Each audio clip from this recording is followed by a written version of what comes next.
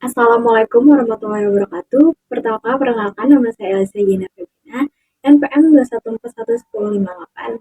Di sini saya akan sedikit menjelaskan secara singkat mengenai strategi pemasaran digital. Manajemen strategi pemasaran digital adalah proses atau cara untuk merencanakan, mengimplementasikan, dan mengawasi strategi pemasaran yang menggunakan platform dan alat digital untuk mencapai tujuan bisnis, di mana pemasaran digital digunakan tidak lain adalah untuk menjangkau target audiens yang akhirnya meningkatkan penjualan atau tujuan lain yang diinginkan. Sedangkan strategi saluran atau saluran distribusi sendiri berkaitan dengan menentukan jumlah perantara atau platform yang digunakan untuk mendistribusikan barang dari produsen ke konsumen. Strategi saluran mencakup semua keputusan terkait dengan bagaimana produk akan dipasarkan, diantar, dan distribusikan ke konsumen akhir. Strategi pemasaran digital terintegrasi adalah salah satu pendekatan yang melibatkan koordinasi dan penggabungan berbagai elemen pemasaran digital, seperti SEO atau Search Engine Optimization, pemasaran media sosial, perikanan online, pemasaran konten, email marketing, analisis data, dan juga lainnya, untuk mencapai tujuan pemasaran digital secara efektif. Strategi ini tentunya berperan aktif dalam pemasaran digital, demi terlaksananya proses pemasaran yang dapat mencakup jangkauan audiens yang luas di berbagai daerah. Strategi ini juga bisa menjadi titik ukur apakah strategi yang digunakan itu berhasil ataupun tidak. Dalam rangka mencapai manfaat dan strategi pemasaran digital terintegrasi, perusahaan perlu memiliki visi yang jelas, komunikasi internal yang baik, dan pengelolaan proyek yang efisien. Strategi ini juga memerlukan pemahaman yang kuat terhadap audiens, target, dan juga teknologi digital yang digunakan.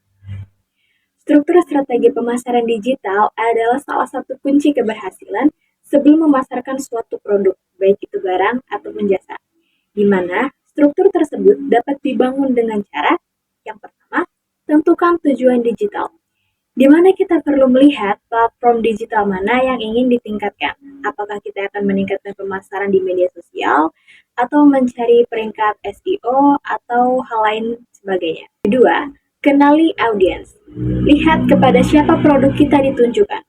Kenali kebutuhan mereka. Kenali pula masalah serta keinginan yang konsumen kita inginkan. Yang ketiga, ada konten yang menarik. Buatlah konten yang sesuai dengan tren saat ini, atau yang sedang viral saat ini. Konten juga dapat bervariasi sesuai dengan kebutuhan. Cantumkan beberapa informasi yang relevan dengan produk serta manfaat yang konsumen dapatkan jika mereka membeli produk kita tersebut. Selanjutnya ada analisis pesaing. Analisis pesaing merupakan suatu proses yang digunakan oleh perusahaan untuk memahami, memantau, dan mengevaluasi pesaing mereka di pasar, serta untuk dapat membantu perusahaan dalam merancang strategi bisnis mereka, termasuk strategi pemasaran. Karena di dalam analisis pesaing, perusahaan akan mendapatkan wawasan yang mendalam mengenai bagaimana mereka dapat bersaing secara efektif di pasar dalam lingkungan yang kompetitif. Analisis pesaing ini dapat dilakukan dengan berbagai cara. Di antaranya, yang pertama, melihat pesaing. Lihat apakah mereka menjual barang yang sama ataupun tidak. Kumpulkan informasi mengenai apa dan bagaimana cara mereka untuk memasarkan produk mereka. Kedua, analisis SWOT.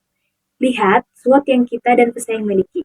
Bandingkan kekuatan, kelemahan, peluang, serta ancaman yang pesaing dan kita miliki. Yang ketiga, ada tinjau jejak digital, di mana lihat apakah harga yang mereka tawarkan pada platform online ataupun offline sama atau berbeda, serta bagaimana cara mereka membuat perubahan terhadap harga tersebut. Kemudian selanjutnya, tetapkan tujuan dan juga sasaran. Tujuan dan sasaran akan memberikan arah dan fokus bagi upaya pemasaran yang kita lakukan. Seperti, jika kita memiliki tujuan untuk meningkatkan kesadaran merek pada audiens, maka sasaran yang dituju adalah meningkatkan jumlah pengikut di media sosial. Begitupun sebaliknya.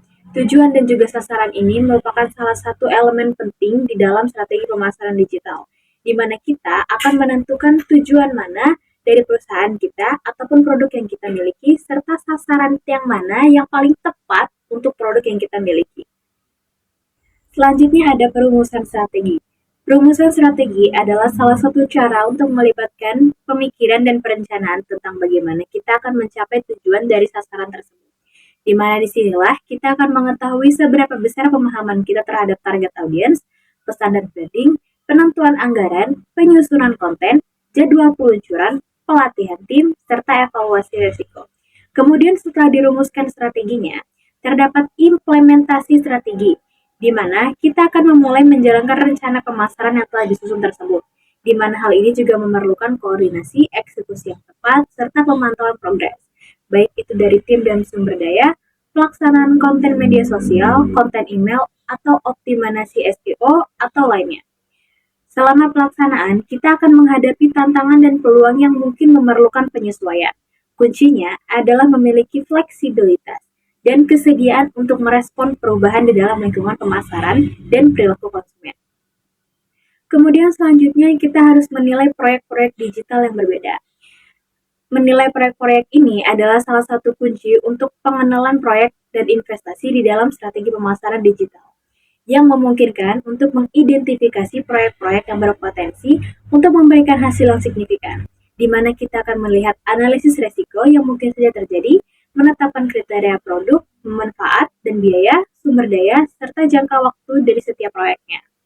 Baik, mungkin itu saja yang dapat saya sampaikan. Lebih kurangnya saya mohon maaf. Saya akhiri. Wassalamualaikum warahmatullahi wabarakatuh.